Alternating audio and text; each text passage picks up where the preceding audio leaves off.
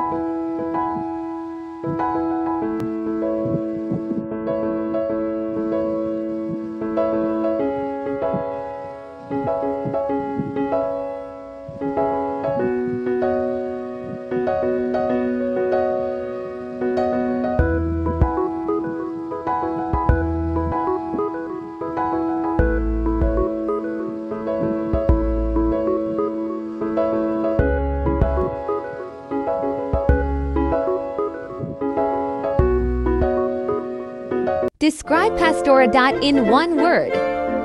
Smart, Pastora, smart. Humble. Napakabait. On fire. Oh. Happy woman. Prayerful. Humble. Jolly. Energetic. Yeah. Anointed. Generous. What is your message for Pastora?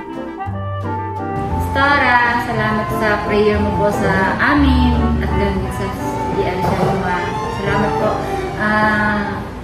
Patuloy po namin ipapanalangin yung desire ng puso mo dito sa DL Shaloma. Ano po, hindi ko po yung makakalimutan. God bless po. Patuloy ka pong ingatan ng Lord at pangunawan ng banal na Espiritu. Thank you po. Hello po, Pas. See you soon po. Ingat po sa biyahe. God bless po. Okay yun.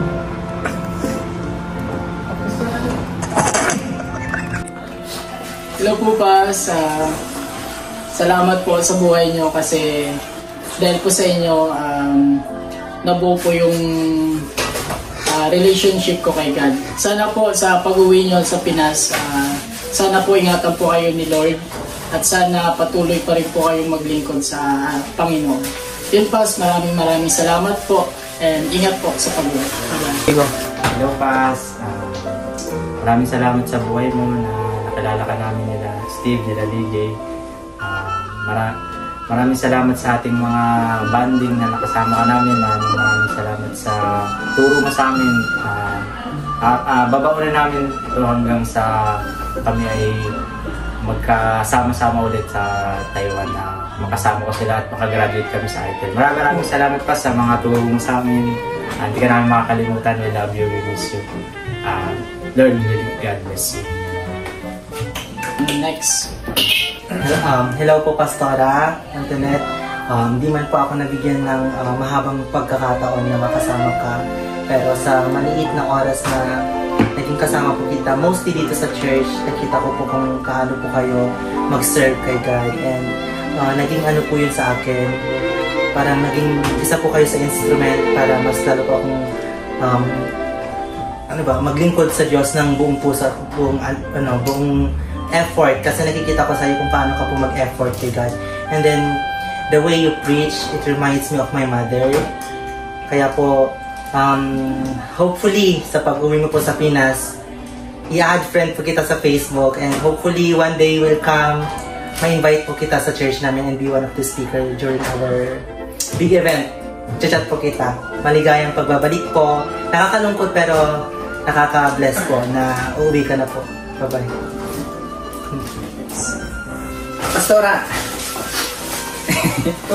Small but terrible. Yan. Tapos, ang maalala ko po sa inyo, Pastora, pangalan niyo is Maria, di ba? Isa sa pinakamapalad na pangalan sa Bible.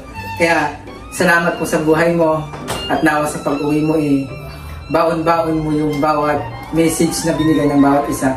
Maraming salamat po dahil kayo po yung nagsilbing nanay namin dito sa Taiwan, sa GIL Shanghua. And then, I pray and I hope na magiging blessings ka sa iyong family. Ganyan din sa beloved mo. Alam niyo po yung prayer ko na dumating yung time na magkaroon kayo ng anak ni Pastor Kyle at ikasal kayo. Pag-isahin kayo ng Diyos and then magme-minister kayo sa mga tao na bawat kaluluwa po na makakilala pa kayo. Salamat, Pastora. We love you. So, Antoinette, ingat ka po sa Pilipinas. Ano pa bang message ko? Hindi ko alam eh. Continue mo lang po yung pagsaserve sa Panginoon kahit na nasa Pilipinas ka na. And balik ka po dito para magdala ng ubig next year. Bye-bye. Pagpatuloy mo lang yung pag-serve kay Lord at yun, mamimiss ka namin dito sa GIL Shanghua at bumalik ka, may dalang ubi halaya. Bye-bye. Hello po, Pastora. Mag-iingat po kayo sa pag-uwi po ninyo. And ingatan po kayo ng Lord. And sa lahat ng iyong gagawin ay pakasamahan ka ng Lord. Pasyal ka po dito anytime. Ingat and God bless. Salamat. Miss ko kita. Ayun, makakatulog ka na ng makakatulog ka na ng madami. Hindi ka na magpuyat. Ayun. Mamimiss kita kasi madami tayong pinagsamahan. Ayun. So, basta pas. Ayun, ayoko na. Pakipatay na. Masaya na po niyan si Nanay Virginia Rubios kasi makakasama na po niya. Ayun po. Enjoy yung family mo. Ayun pa. Pastora, ilike mo mga reels ko ha. Sa pagpapaganda dito sa bansang Taiwan. So napakabuti mo at mamimiss ka po namin lahat. Na sana po gabayan ka po ng Lord sa bansang Pilipinas. Na sana marami pang kaluluwa ang sama mo dito sa gawain ng Panginoon. And God bless you always. I miss you so much. Love you. What is you funny? Moments with Pastora. 1, 2, 3, go! Ang pinaka-funny moments ko with Pastora is yung nag-aayos kami dito na pang Mother's Day yata yun. Tapos natutulog si Kuya John Ray. Tapos, syempre, ayaw namin magising si Kuya John Ray. Tapos biglang pumutot si Kuya John Ray. Tapos, yung tawa namin. Silent mode. Kaya, yun, naghahagad-paran kami dyan. Imagine nyo na lang kung paano yung silent mode na tawa. Yun, yung funny moments ko with her. Ikaw? Hindi mo lang? Kuya John Ray. Funny moment ba? Yung yung hindi ko makakalimutan yung nilibot natin yung buong Shanghua para makahanap ng church. Tapos dahil sa sumakit yung tiyan ko, nahanap ako ng CR. Sinundan mo ako pero may yun pala yung way para mahanap natin yung address na to, na yung laupan ng building na to. Kaya yun ang hindi ko makakalimutan. Baba?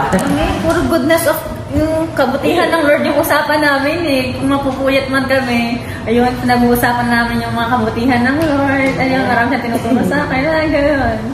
Funny moment. Hindi ko, wala akong maisip. Ay, wala.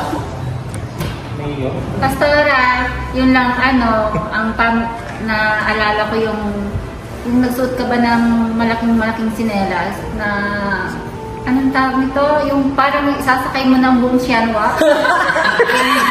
Sabi ko, Pastora, hindi ka ba hindi ma-disappoint si Pastor Kel dyan? Kasi nandito si Pastor Kel noon. Hindi ko makakalimutan yun. Parang gusto mo na kaming isakay dito. Isasakay sa sinelas mo. God bless. Hello, Pas. Ang funny moment ko sa'yo, yung plant kamote. Nakakatawa siya at the same time, may aral na napupulot. Tsaka, isang masayang samahan natin lagi yung ice cream man. Lagi yung may joy lagi yung fellowship natin. Pumunta tayo kumain ng ice cream. Yun lang. Yun lang ka? Bloopers. Naisuot Naisuot niya yung medyas mo. Ganon. Example lang. Natutulog ako. Ay, oo! Tama! Ano? Uy! Serious mo. Message mo yung pastora. Ay, tulog na pala siya. Hindi. Sana hindi ka magkakape. Sigurahin mo muna yan. Hindi, Dave. Bloopers ko ngayon. Ayun na yun. Yun na yun? Wala, hindi ko na i-record. Ulit pa.